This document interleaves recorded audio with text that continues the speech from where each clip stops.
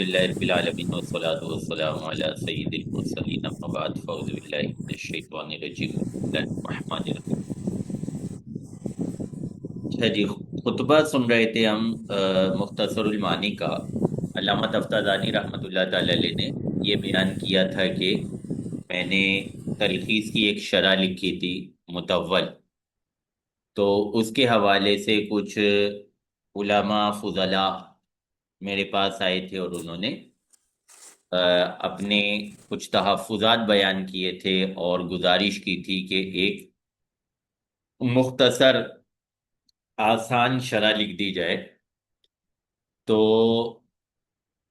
ابھی وہ ابتدائی بات کر رہے ہیں کہ میں ان کی بات نہیں ماننا چاہ رہا تھا، ان کی بات سے اعراض کر رہا تھا۔ اس کی انہوں نے ایک وجہ بیان کی تھی کہ مجھے یہ بات معلوم تھی کہ ایسا کلام کرنا جس کو شروع سے آخر تک لوگ پسند کریں، ہر ایک کو وہ سمجھ آ جائے، تو یہ تو بندے کی قدرت میں نہیں ہے۔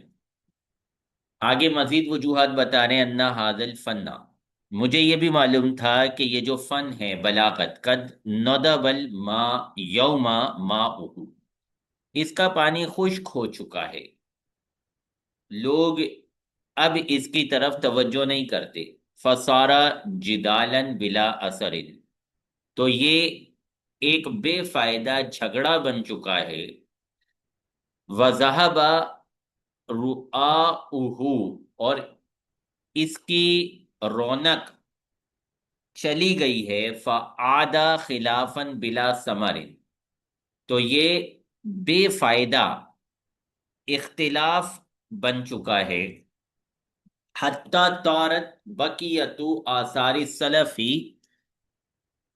ادراجر ریاحی، یہاں تک کہ جو بزرگوں کے پچھلوں کے باقی آثار تھے، ان کی جو باقی باتیں تھیں وہ بھی ہوا کے راستوں میں، آندھیوں کے راستوں میں اڑ گئی ہیں، وسالت بآنا کی متایا تلک الاحادیث البطاحی، ان باتوں کی سواریوں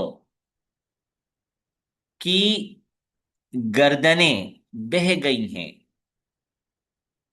تو یہ بات بھی مجھے معلوم تھی، ایک بات تو وہ جو ہم نے پہلے سنی تھی، دوسری بات یہ معلوم تھی کہ اب اس فن کے حوالے سے لوگوں کا اتنا کوئی خاص رجحان نہیں رہا ہے، جو اس فن کے اندر اچھا ملکہ رکھنے والے تھے، جن کی کچھ باتیں اس فن کے حوالے سے موجود تھیں، وہ بھی لوگوں میں ختم ہو گئی ہیں۔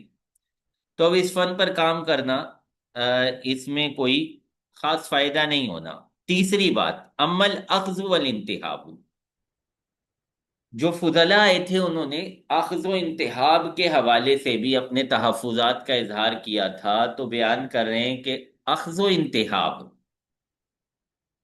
اس پہ چھینا جھپٹی کرنا، تو یہ کوئی بڑی بات نہیں ہے، فَأَمْرٌ يَرْتَاحُ بِهِ اللَّبِيبُ، یہ تو ایک ایسا معاملہ ہے کہ عقل مند اس سے خوش ہوتا ہے، اس کو اچھا لگتا ہے کہ میری باتوں کو لوگ نقل کرتے ہیں، میری عبارتوں کو لوگ نقل کرتے ہیں، میرے جملوں کو لوگ کوڈ کرتے ہیں۔ عقل مند کو تو اس بات سے خوشی ہوتی ہے، تو صحیح ہے، اگر لوگ لے رہے ہیں، جھپٹ رہے ہیں تو لیتے رہے۔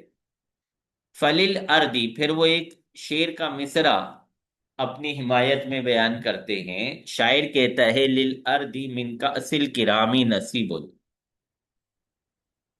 زمین کے لیے سخی لوگوں کے پیالوں سے، سخی لوگوں کے جام سے زمین کا ایک حصہ ہوتا ہے۔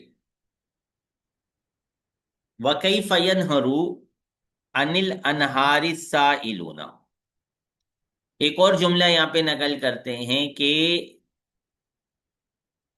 نہروں سے سائلین کو کیسے روکا جا سکتا ہے؟ نہریں بہہ رہی ہوتی ہیں، اچھی خاصی ان کی لمبائی چوڑائی ہوتی ہے، جو وہاں پہ لینے آ رہے ہیں کچھ، ان کو روکنا تو ممکن نہیں ہے، تو وہ لے رہے، لینے دیں ان کو، اس سے نہر کو کتنا فرق پڑے گا؟ قرآن پاک کی ایک آیت بھی اپنی حمایت میں یہاں پہ نقل کرتے ہیں اپنی بات کو سمجھانے کے لیے، ولی مثلی ہاذا فل یعمل العاملون، اس طرح کے لیے چاہیے کہ عمل کرنے والے عمل کرتے رہیں، کام کرنے والے کام میں لگے رہیں، کام کرنے والوں کو کام سے مطلب ہونا چاہیے، کون آ رہا ہے، کون کیا کر رہا ہے، کون کیا لے رہا ہے، چھوڑیں اس کو، رہنے دیں، لینے دیں جو لے رہا ہے۔ یہ تین وجوہات انہوں نے بھی بیان کر دی کہ یہ تین وجہیں تھیں جس کی وجہ سے میں ان کی بات نہیں مان رہا تھا، میں ان کی بات نہیں سننا چاہ رہا تھا، دوبارہ کام نہیں کرنا چاہ رہا تھا۔ اب آگے کیا کیفیت بنی؟ کہتے ہیں ثم ما زادتہم مدافعتی الا شغفا وغراما، میرا یہ جو منع کرنا تھا، دفع کرنا تھا، یہ نہیں بڑھاتا تھا مگر شدت اور حرص کو، ان کی محبت اور حرص اس سے بڑھتی تھی، جیسے جیسے میں منع کرتا تھا وہ ان کو اور شوق چڑھتا تھا کہ میں لکھوں، وہ اور مجھ سے مطالبے کرتے تھے بڑھ چڑھ کے۔ وَظَمَأً فِي حَوَاجِرِ الطَّلْبِ وَعَوَامًا، اچھا میرا یہ دفع کرنا نہیں بڑھاتا تھا مگر شوق کو، حرص کو، طلب کی دوپہروں میں، طلب کے سخت دھوپ میں، پیاس کو اور شدید پیاس کو، فَانْتَصَبْتُ، اب یہ معاملہ چلتا رہا،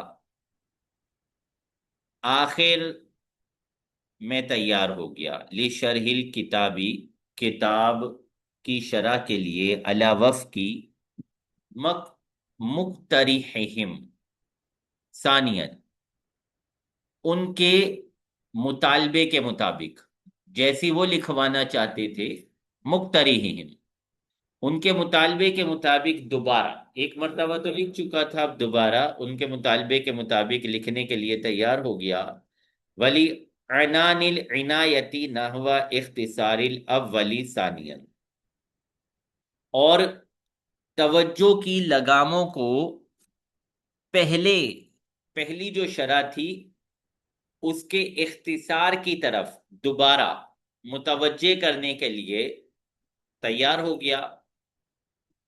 حالات کیا تھے؟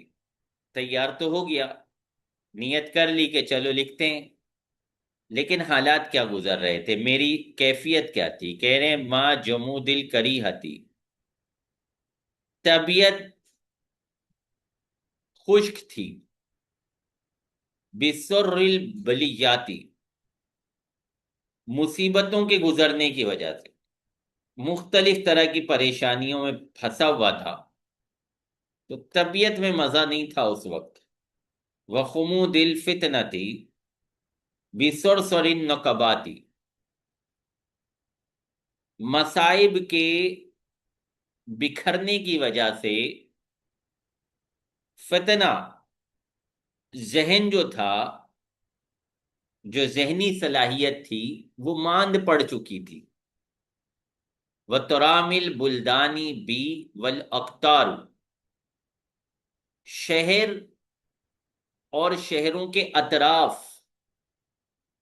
مجھے اچھالتے تھے، مجھے پھینکتے تھے۔ وَنَبَضَّ الْأَوْطَانُ عَنِّی وَالْأَوْطَارُ، ہم وطن اور دوست احباب مجھ سے دور ہو گئے تھے۔ حتی تفقت اجوب کل اخبار کاتم الارجائی، یہاں تک کہ میں گھومتا پھرتا تھا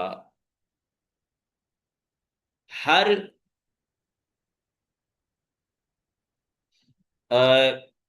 اندھیرے میدان میں، وَأُحَرِّرُ كُلَّ سَطْرٍ مِّنْهُ، اور اس شرح کی ہر سطر کو لکھا کرتا تھا، فی شطر من الغبرائی، زمین کے ایک ٹکڑے میں، ایک سطر یہاں تو دوسری سطر وہاں تو تیسری سطر وہاں.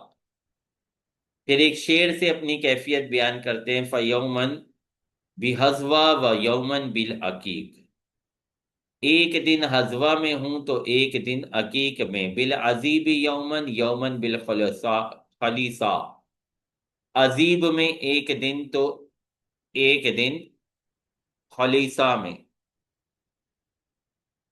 ثم لما وفقت بعون اللہ تعالی و تائیدہ للاتمام، لکھتا گیا ایسے ہی گھومتے پھرتے چلتے پھرتے، پھر جب اللہ کی مدد سے توفیق ملی، اللہ کی تائید سے اتمام ہوا، شرح مکمل ہوئی، قوّت عنہ قیامہ،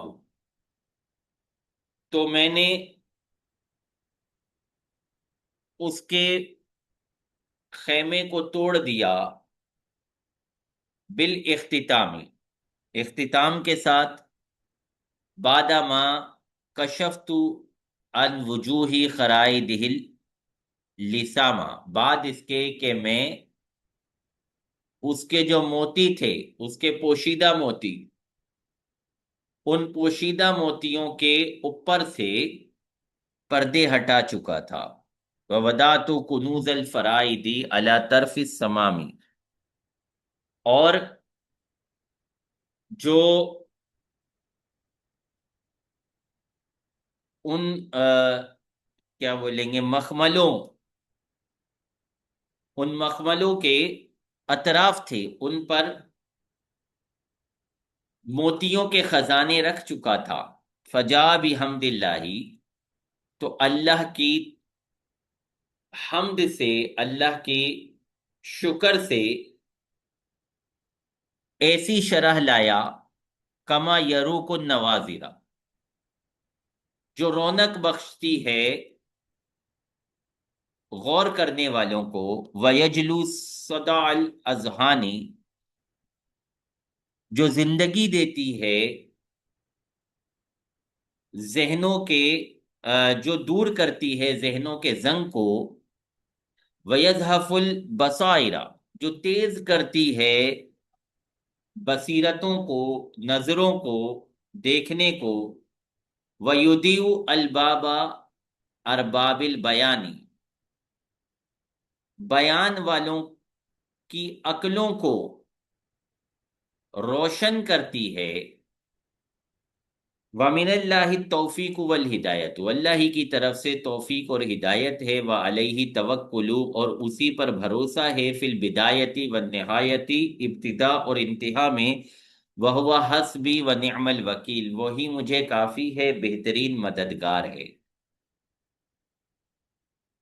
اچھا جی، یہ جو ہم نے مقدمہ پڑھا، یہ کس کا مقدمہ تھا؟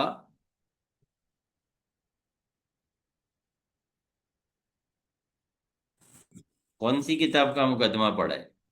مختصر المعانی کی جب وہ پڑھ رہے ہیں نا. مختصر کا مقدمہ پڑھا ہے ابھی ہم نے. صحیح. اب جو مقدمہ شروع ہو رہا ہے وہ تلخیص کا مقدمہ ہے. صحیح ہے، جس کی شرح لکھی جا رہی ہے. اب اس متن کا مقدمہ شروع ہو رہا ہے. بسم اللہ الرحمن الرحیم. تعریف الحمد و شکری، حمد اور شکر کی تعریف. الحمد هو الثناء باللسان على قصد التعظیم سواء تعلق بالنعمت او بغیرها، حمد کہتے ہیں زبان سے تعریف کرنے کو تعظیم کے ارادے پر، تعظیم کا ارادہ کرتے ہوئے، چاہے اس تعریف کا تعلق کسی احسان سے ہو یا بغیر احسان کے ہو. والشکر فعل، شکر کہتے ہیں ایسا کام کرنے کو، یمبیو، جو خبر دیتا ہے، ان تعظیم المنعم، احسان کرنے والے کی تعظیم کے بارے میں، لکونہ منعما، اس کے احسان کرنے کی وجہ سے، सवाअन काना बिल लिसानी औ बिल जिनानी औ बिल अरकानी। ये फेल जबान से भी हो सकता है, दिल से भी हो सकता है, आजा से भी हो सकता है। दोनों की तारीफ हो गई। अब जी इन दो तारीफों का खुलासा या मवाजना कर रहे हैं, इनके दरमियान क्या चीजें मुश्तरक हैं और क्या चीजें मुख्तलफ हैं।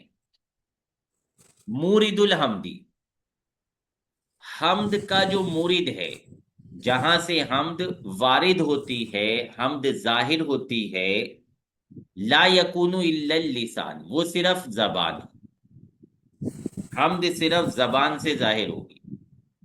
व मुतअल्लिकुहु यकूनु नेमता वगैरहा, नेमत वगैरहा। और हमद का जो मुताल्लिक है, हम जिसके मुताल्लिक होती है, वो एहसान भी होता है, गैर एहसान भी हो सकता है। मुताल्लिक एहसान से आम है और मूरद जबान के साथ खास है। अब दूसरी तरफ देखें, मुताल्लिक शुक्री ला यकूनु इल्ला निअमता, शुक्र का जो मुताल्लिक है वो सिर्फ एहसान ही होगा। तो मुताल्लिक के एतबार से शुक्र मखसूस है, मुख्तस है। व मुरिदुहु यकूनुल लिसाना वगैरह, और शुक्र का जो मुरिद है, शुक्र के जो जाहिर होने का मकाम है, वो जबान और गैर जबान दोनों हो सकते हैं। नतीजा क्या निकला? फलहम्दु आमु मिन शुक्री, हमद आम है। आम और आम का फर्क तो समझते हैं ना। एक होता है आम, आइन वाला आम बोल रहा हूँ, अलिफ मद्दा वाला आम ना समझ जाइएगा, आजकल सीजन चल रहा है। जी सर। एक होता है आम और एक होता है आम, दोनों का फर्क मालूम है? दोनों में क्या फर्क है? एक होता है आम, वो तो आम मतलब खास नहीं होता। आम होता है मतलब आम होता है। आम खास। और आम जो होता है वो क्या होता है? वो खास होता है।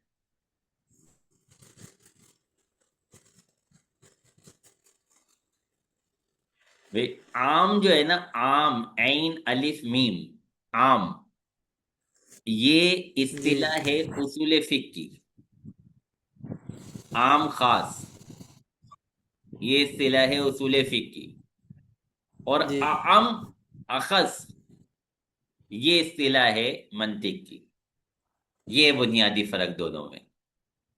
सही है। जी सर।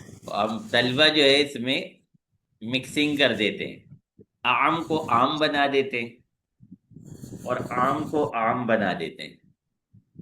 तो दो अलग अलग इस्तिलाहें हैं, दो अलग अलग फनून की इस्तिलाहें हैं, दोनों के मफाहिम अलग अलग हैं। यहाँ पे मंतिक के हिसाब से बात हो रही है। आम, फलहम्दु आम्मु मिन शुक्री बी एतबारिल मुताल्लिक, हमद शुक्र से आम है मुताल्लिक के एतबार से। व अखस्सु बी एतबारिल मुरिदी, और मुरिद के एतबार से अखस है।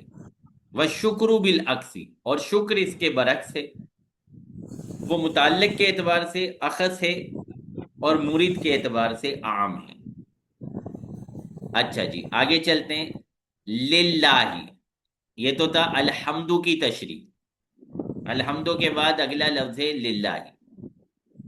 लिल्ला की तशरी कर रहे हैं। हुवा इस्मुन लिजातिल वाजिबिल वुजूदिल मुस्तहक्की लिजमीइल महामिदी। शरह तहजीब पढ़ी है? नहीं सर, वो तो नहीं पड़ी। नहीं पढ़ी। चले, लफ्ज अल्लाह की तशरीह कर रहे हैं कि लफ्ज अल्लाह नाम है जात का। कौन सी जात का? जो वाजिबुल वजूद है, जो तमाम तारीफों की मुस्तहक है। सही है जी। لفظ اللہ کو نام قرار دیا ہے انہوں نے، ذات کا نام۔ تفسیر بیضاوی وغیرہ میں آپ پڑھیں گے کہ لفظ اللہ کے حوالے سے، تفسیر بیضاوی تو آپ پڑھ رہے ہیں نا؟ نہیں اسے ہم تو اب فی الحال 3 کتاب پڑھ رہے آگے ہیں۔ آئے گی، صحیح ہے، صحیح ہے۔ جی وہاں آپ پڑھیں گے، ویسے پچھلی کتابوں کی بھی جو حواشی ہیں، شروحات ہیں، ان میں یہ بات آ چکی ہے کہ لفظ اللہ کے حوالے سے اختلاف ہے کہ لفظ اللہ ذات کا نام ہے یا صفت کا نام ہے، صفاتی نام ہے یا ذاتی نام ہے۔ تو مضبوط مذہب یہی ہے کہ یہ ذات کا نام ہے، اور وہی یہاں پہ انہوں نے لیا ہے کہ اسم للذاتی، ذات کا نام ہے۔ چلیں اب اگلی وجہ، اب اگلا نقطہ بتا رہے ہیں یہاں پہ، الحمدللہ، صحیح ہے، جملہ اسمیہ ہے۔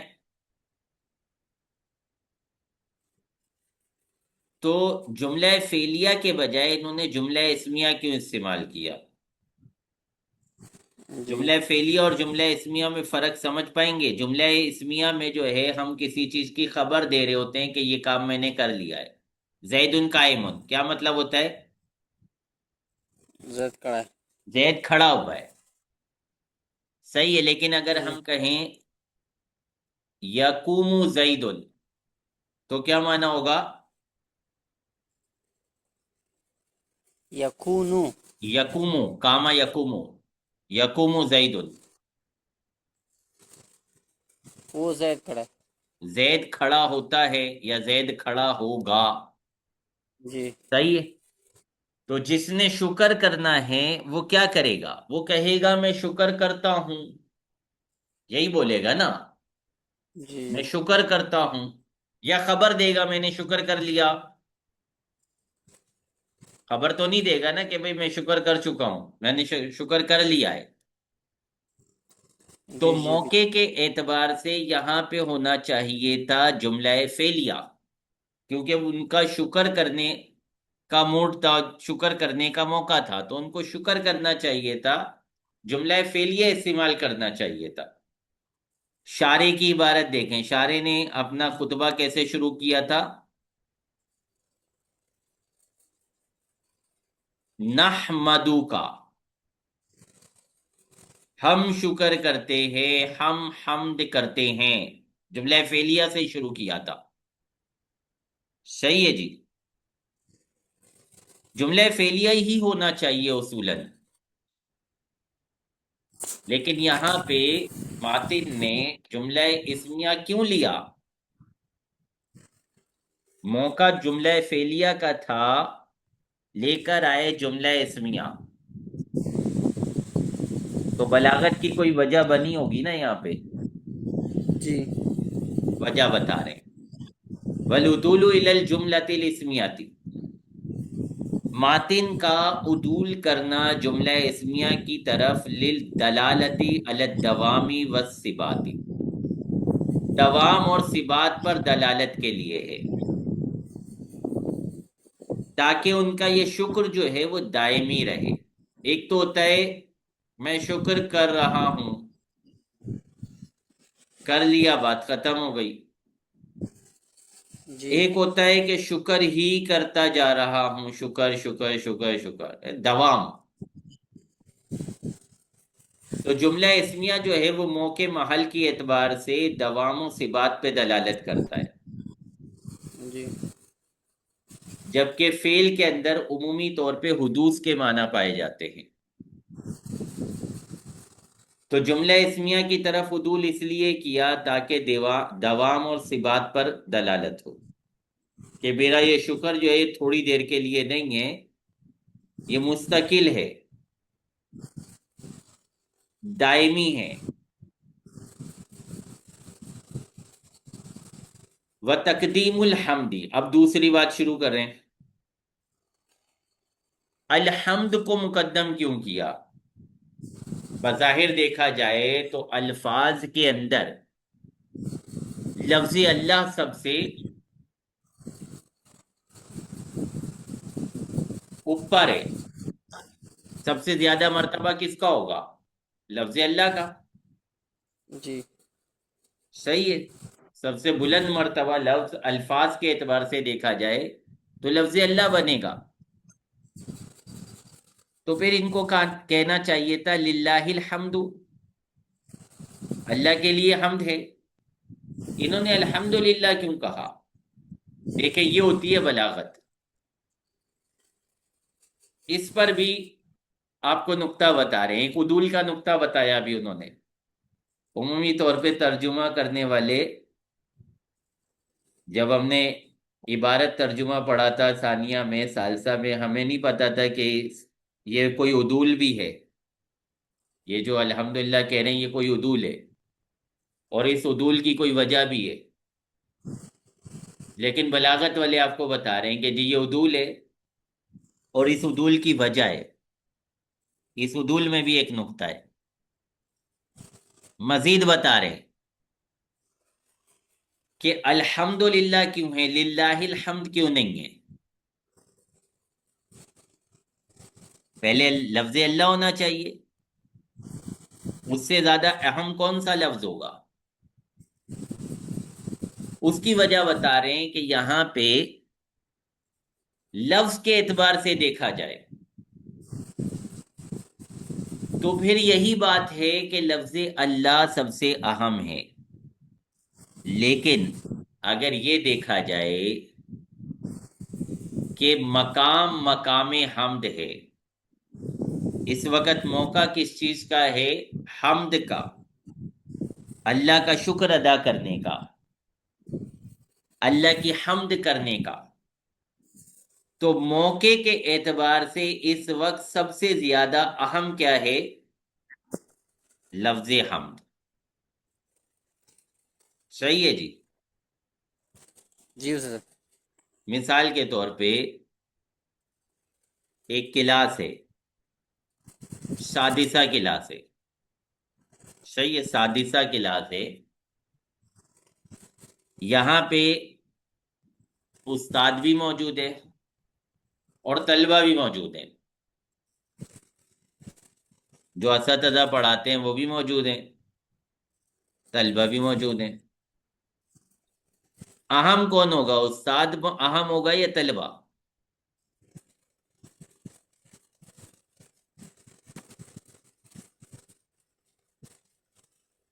ہاں جی، استاد اہم ہوگا یا طلبہ اہم ہوں گے؟ عام تو استاد صاحب ہوتا ہے. استاد ہوگا اہم. عمومی طور پہ استاد اہم ہوگا، عام طور پہ استاد اہم ہوگا. لیکن اگر ہم دیکھیں کہ رزلٹ کا دینے، نتیجے کا دینے، آج نتیجہ آ رہا ہے تو اس وقت چونکہ موقع نتیجے کا ہے، سب سے زیادہ اہم وہ طالب علم ہو جائے گا جس نے فرسٹ پوزیشن لی ہے. اس وقت سب کی نگاہیں اسے ڈھونڈ رہی ہوں گی، سب کی توجہ اس کی طرف ہوگی. اس وقت سب سے اہم وہ ہوگا. تو بعض اوقات موقع کے اعتبار سے ایک غیر اہم چیز اہم قرار پاتی ہے. یہاں بھی ایسی صورتحال ہے. لفظ کے اعتبار سے لفظ اللہ اہم ہے، لیکن موقع کے اعتبار سے اس وقت لفظ حمد اہم ہو گیا ہے. تقدیم الحمدی، لفظ حمد کا مقدم کرنا بھی اعتباری اس اعتبار سے ہے کہ انہو اہم، لفظ حمد زیادہ اہمیت حاصل کر گیا ہے، نظر کرتے ہوئے، توجہ کرتے ہوئے الی کون المقامی مقام الحمدی، مقام کے مقام حمد ہونے کی طرف. کما ذہب الیہ صاحب الکشافی فی تقدیم الفعلی، جیسا کہ صاحب کشاف نے یہ بات بیان کی ہے فعل کی تقدیم کی بحث میں، فعل کو مقدم لانے کی بحث میں. کہاں بیان کی ہے؟ فی قولہ تعالی، اللہ تبارک و تعالیٰ کے اس قول میں، اقرا بسم ربک. اب یہ اللہ تبارک و تعالیٰ کا فرمان ہے، اقرا بسم ربک. اس میں سب سے اہم لفظ کون سا ہے؟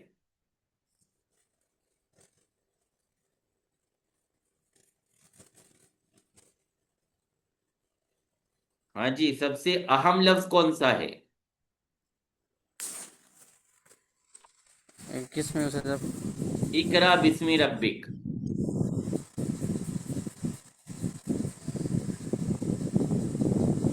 اقرا. سب سے اہم لفظ یہاں پر ہے رب، لیکن مقدم کیا اقرا کو. تو اس کی وجہ بیان کی ہے صاحب کشاف نے، علامہ سیجیو، جو وجہ آگے آئے گی. صحیح ہے؟ اسی تلخیص کے اندر آگے یہ وجہ آئے گی. یہاں اس موقع پر لفظ رب کو مؤخر کر کے لفظ اقرا کو مقدم کیوں کیا گیا، اس کی اہمیت وقتی طور پہ کیوں زیادہ ہو گئی. وَإِنْ كَانَ ذِكْرُ اللَّهِ اہم، اگرچہ لفظ اللہ کا ذکر کرنا زیادہ اہمیت والا ہے، نظر الی ذاتہ، لفظ کی طرف نظر کرتے ہوئے. اب حمد کس پر ہے؟ آگے چلتے ہیں. الحمد علی ما انعم، اس پر جو اللہ نے احسان کیا، ای علی انعامہ، اس کے احسان کرنے پر. ولم یتعرض للمنعم بہ، مصنف نے منعم بہ کی بات نہیں کی، منعم بہ کا تذکرہ نہیں کیا. صحیح ہے جی. اللہ نے کون سا احسان کیا ہے جس احسان پر اس وقت ان کو اللہ کا شکر یاد آ رہا ہے؟ اللہ کے احسانات تو بے شمار ہیں. تو اس وقت مصنف کو جو شکر یاد آ رہا ہے، جو حمد یاد آ رہی ہے، وہ کس احسان پر یاد آ رہی ہے؟ منعم بھی کیا ہے یہ نہیں بتایا. صحیح ہے جی. یعنی مفعول کا تذکرہ نہیں کیا، سیدھا کہہ لیں. جی استاد. اللہ کا تذکرہ کیا، اللہ کے احسان کرنے کا تذکرہ کیا، لیکن اللہ نے احسان کون سا کیا ہے جس پر اس وقت یہ حمد کرنا چاہ رہے ہیں، وہ نہیں بیان کیا. کیوں؟ اس کی بھی وجہ ہوگی بلاغت میں، اس کی بھی وجہ بھی نہیں بنے گی. اس کی وجہ کیا ہے؟ ایہامن، وہم ڈالنے کے لیے. کس چیز کا؟ لِقُصُورِ الْعِبَارَةِ عَنِ الْإِحَاطَةِ بِهِ، منعم بھی کے احاطے سے عبارت کے کوتا ہونے کا. میں کون سے الفاظ سے اللہ کے احسان کو بیان کروں؟ میرے پاس تو کوئی ایسا لفظ ہے ہی نہیں کہ جس سے اللہ کے احسان کو بیان کر سکوں کہ اس نے مجھ پر یہ احسان کیا ہے. یہ وہم ڈالنا چاہتے ہیں کہ سامعین کے ذہن میں یہ وہم پیدا ہو، یہ احساس پیدا ہو کہ ماتن مصنف اپنے آپ کو اللہ کی بارگاہ میں اس قدر عاجز سمجھتے ہیں کہ میں کون سے الفاظ سے اللہ کے احسان کو بیان کروں. میرے پاس کوئی ایسا لفظ نہیں ہے کہ جس سے اللہ کے احسان کو بیان کر سکوں. صحیح ہے جی. جی استاد. مفعول بھی ذکر نہ ہو، اس کی بھی وجہ ہوتی ہے، اس کے اندر بھی نقطہ ہوتا ہے. یہ بتا رہے بلاغت والے. اور کیا وجہ ہے؟ ایک تو وجہ یہ ہو گئی کہ مفعول بھی اس لیے ذکر نہیں کیا کہ یہ احساس پیدا ہو سننے والے کے ذہن میں کہ میرے پاس ایسے الفاظ نہیں ہیں. دوسری وجہ، لئلا یتوہم اختصاصہ بشیء دون شیء، تاکہ کسی کو حمد کے ایک شے کے ساتھ مختص کرنے کا وہم پیدا نہ ہو دوسری کے علاوہ. اگر یہ ایک شے کا ذکر کرتے تو نتیجہ کیا ہوتا؟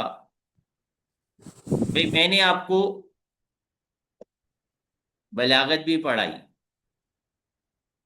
میں نے آپ کو تفسیر بھی پڑھائی، मैंने आपको फिक्र भी पढ़ाया। कल जब मौका आता है,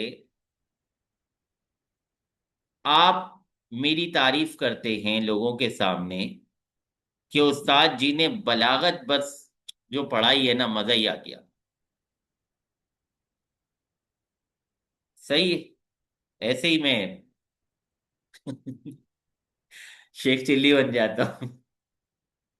तो आप किसी के सामने मेरी तारीफ करते हैं, बोले यार उस्ताद जी ने जो बलागत पढ़ाई है ना, बस मजा आ गया। तो सामने वाले के जहन में क्या वहम पैदा होगा कि यार इनके उस्ताद साहब जो है ना, वो बलागत बड़ी अच्छी पढ़ाते हैं, फिक में मजेदार नहीं होंगे। इसको फिक भी पढ़ाई है उन्होंने, लेकिन ये बलागत की बात कर रहा है, तो इसका मतलब है बलागत अच्छी पढ़ाते होंगे, फिक में मजा नहीं आता होगा, उतना मजा नहीं आता होगा। तफसीर भी पढ़ाई है, इसने बताया था थोड़े दिन पहले कि इन्हीं से हमने तफसीर भी पढ़ी है। तो ये बलागत की बात क्यों कर रहा है, तारीफ करते हुए बलागत को खास क्यों कर रहा है? इसका मतलब है कि ये जो इसके उस्ताद साहब हैं, ये बलागत में मजेदार अंदाज है इनका, बलागत में माहिर हैं, तफसीर और फिक वगैरह में इनकी कोई खास महारत नहीं होगी, इसलिए इसने इसके साथ इनकी तारीफ को खास कर दिया। तो ये बयान कर रहे हैं कि अगर मैं कोई एक बात बयान करता कि इस जो अल्लाह ताला ने ये नेमत दी है मुझे, जो ये एहसान किया है, इस एहसान पर अल्लाह की तारीफ है, तो क्या होता, सुनने वाले के जहन में ये वहम पैदा होता कि इनकी नजर में अल्लाह का एक ही एहसान है, बाकी एहसानात को ये भूले बैठे। आई समझ में?